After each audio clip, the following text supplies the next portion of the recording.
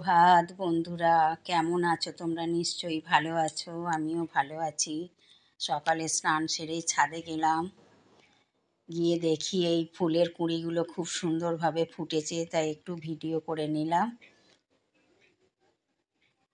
আর সকালের ছাদে গিয়ে পাখির কলতান কার না ভালো লাগে শুনতে, কি সুন্দর আওয়াজ দিচ্ছে দেখুন, মন ভালো হয়ে যায় ছাদে গেলেই।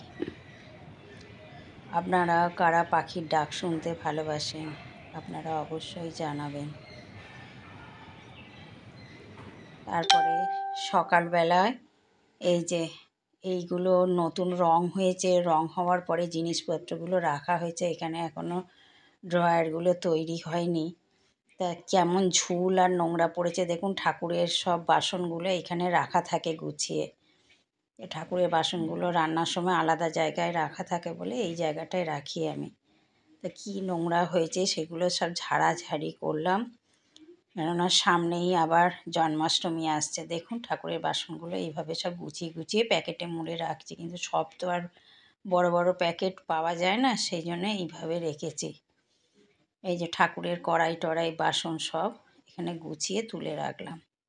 আর একটা পুরনো জিনিস দেখুন, আমার মেয়ে ছোটোবেলাকার স্যুটকেস, স্কুলে প্রাইমারি স্কুলে যখন পড়তো এই স্যুটকেসটা নিয়ে যেত, এখন কি হাল হয়েছে, পুরনো স্মৃতি। আর এই যে গোছানোর পরে এই রকম এসেছে, এই দেখুন এই টেপটাও আমাদের অনেক পুরনো জিনিস, এখনও ওটা ব্যবহার হয়। আর এইভাবে আমি সাজালাম, কেমন লাগলো জানাবেন আমার এই। তারপরে চলে গেলাম রান্নাঘরে, মেয়ের জন্য একটুখানি টিফিন করলাম, ম্যাগিটা করে নিলাম। এবার শুকনো করে একটু ড্রাই করে দিলাম, ওকে খেতে চায় না যদিও জোর করে দিলাম। তারপরে একটু চায়ের জল বসিয়ে দিলাম ম্যাগি হয়ে যাওয়ার পরে। সকাল থেকেই শুরু হলো রান্নাঘরের কাজ, এই দুপুর পর্যন্ত চলবে।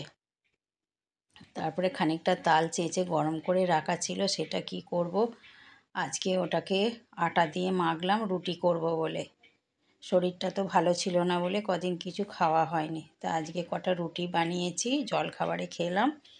আর খানিকটা চাল গুঁড়ো, কলা, একটু মিষ্টি, মৌরি, কালো জিরে, সামান্য একটু লবণ দিয়ে এটা মণ্ডটা তৈরি করলাম।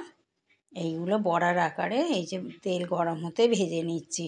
তালের বড়া, সবাই দেখছি ভিডিও দিচ্ছে তালের বড়া, আর আমাদের এখনও হয়নি। দেখি একটা তাল এনে হাজির, সেটাকে চেঁচে দিয়েছে, আমি জাল করে রেখেছিলাম, সেটাই আজকে তৈরি হলো। তাল ক্ষীর করেছিলাম, আপনারা নিশ্চয়ই দেখেছেন, ঠাকুরকে দিয়েছিলাম। দিয়ে এই যে তালের বড়া, এই তালের বড়া শেষ না হতে হতেই আবার একটা তাল নিয়ে চলে এসেছে। এই শুরু হলো তাল আনা। কিন্তু বেশি তেলের জিনিস খাওয়া তো ভালো না, পেটও ভালো না আমাদের। এগুলো হালকা করে ভেজে নিলাম, পরে আর একবার ভেজে নেবো, আর এক খোলা হবে, একবারে সব কটা ভেজে নিয়ে।